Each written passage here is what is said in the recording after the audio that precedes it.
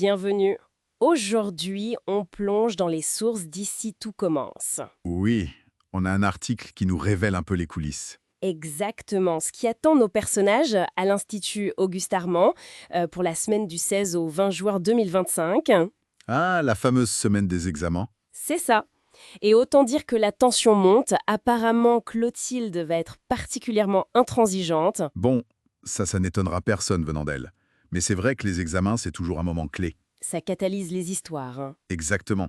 Ça met la pression et souvent, ça fait ressortir pas mal de choses enfouies.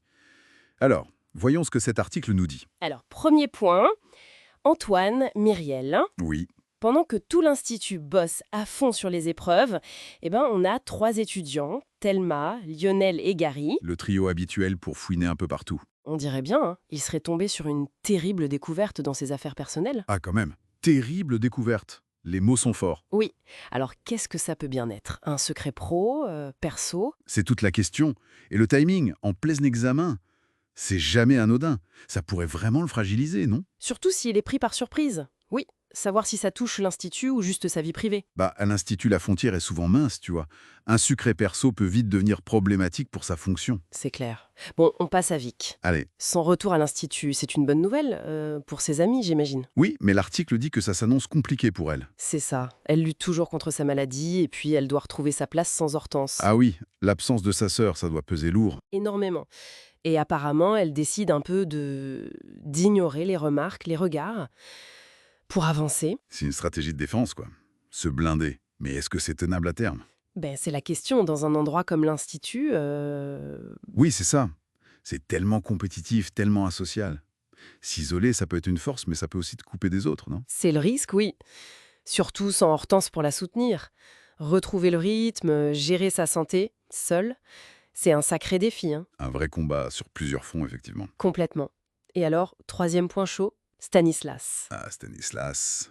Lui, il est face à un choix. Oui, un choix crucial. Rester à l'Institut ou partir rejoindre Laetitia, son ex. Et Colline surprend cette conversation. Oula. Voilà.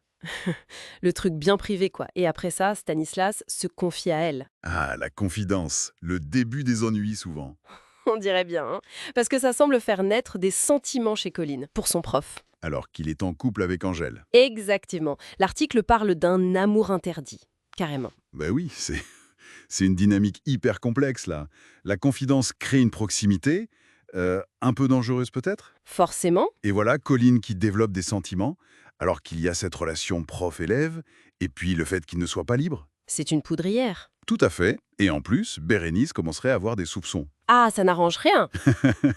La totale. L'article mentionne même que Stanislas perd son sang-froid. Ça, c'est intéressant. Ça montre qu'il n'est pas juste le prof stoïque face à une élève amoureuse. Non, il est touché, impliqué. Dépassé peut-être? Possiblement.